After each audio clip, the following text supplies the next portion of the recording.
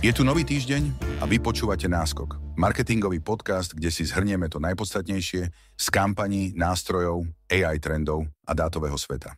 Buď v obraze a získaj potrebný náskok.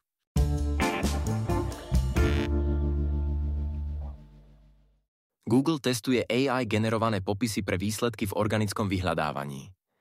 Hoci Google aj predtým často nepoužíval zadané metapopisy a vytváral vlastné z obsahu stránky, teraz však AI vytvára úplne nové popisy a zhrnutia. Pre marketérov to môže znamenať zmenu v miere prekliku z Google vyhľadávania a riziko, že Google vygeneruje niečo, s čím nebudú súhlasiť. OpenAI transformuje ChatGPT z chatbota na platformu s aplikáciami tretích strán ako Spotify, Canva či Expedia priamo v konverzáciách. Pre marketérov to znamená prístup k 800 miliónom používateľov priamo v momente ich záujmu. Aplikácie sa zobrazujú kontextuálne podľa potrieb používateľov, nie cez vyhľadávanie. Pripravujú sa integrácie s Target, Uber, Peloton a Instacart. Meta ukončuje všetky politické, volebné a spoločenské reklamné kampane v Európskej únii od októbra kvôli novým nariadeniam TTPA, ktoré vyžadujú explicitný súhlas používateľov na využitie ich dát na politické cielenie. Meta považuje tieto požiadavky za neuskutočniteľné. Pre marketérov to znamená okamžité pozastavenie politickej reklamnej aktivity v Európskej únii a nutnosť aktualizovať nástroje a kampane. Instagram spúšťa nové ocenenie Rings pre tvorivých tvorcov obsahu, ktoré má zvýrazniť skutočný kreatívny talent namiesto sledovačov trendov. Panel renomovaných tvorcov bude vyberať víťazov bez možnosti prihlášky. Tvorcovia budú jednoducho nominovaní. Víťazi získajú zlatý prsteň na svojom profile, fyzický zlatý prsteň od dizajnérky Grace Wales Bonner a možnosť prispôsobiť si farbu pozadia profilu.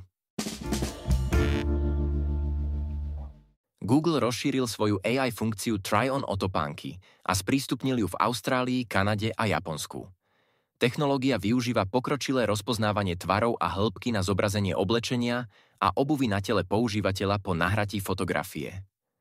Pre marketérov to znamená nové možnosti personalizovaného a interaktívneho predvádzania produktov, čo zvyšuje zapojenie zákazníkov a pravdepodobnosť konverzií.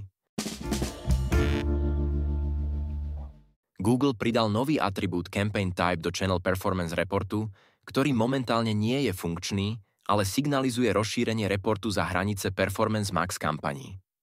Aktuálne je tento report dostupný len pre Performance Max kampane, no pridanie tohto atribútu naznačuje, že Google plánuje zahrnúť ďalšie typy kampaní, pravdepodobne Demand Gen. Facebook predstavil nové aktualizácie pre zvýšenie angažovanosti Reels videí. Pridáva Friend Bubbles, indikátory v príspevkoch, ktoré označujú obsah, čo sa páčil priateľom, podobne ako Instagram. Zlepšuje sa tiež algoritmus odporúčaní so zameraním na novší obsah. Teraz zobrazuje o 50% viac Reels z daného dňa. Instagram testuje nové možnosti kontroly algoritmu pre Reels, ktoré umožnia používateľom manuálne riadiť obsah, ktorý vidia. Funkcia Your Algorithm zobrazí zjednodušený prehľad tém, ktoré systém považuje za zaujímavé pre používateľa, s možnosťou pridávania alebo odoberania kategórií. YouTube oficiálne spustil pilotný program druhej šance, ktorý umožní vybraným tvorcom s permanentnými zákazmi návrat na platformu. Program nie je otvorený pre všetkých. YouTube bude hodnotiť závažnosť porušení pravidiel a potenciálnu škodu pre komunitu. Tento krok súvisí so snahou Google o lepšie vzťahy s Trumpovou administratívou, ktorá podporuje väčšiu voľnosť a slobodu v online priestore. Holandský súd rozhodol, že Meta musí poskytovať používateľom Facebooku a Instagramu ľahko dostupné možnosti pre nealgoritmické chronologické časové osy.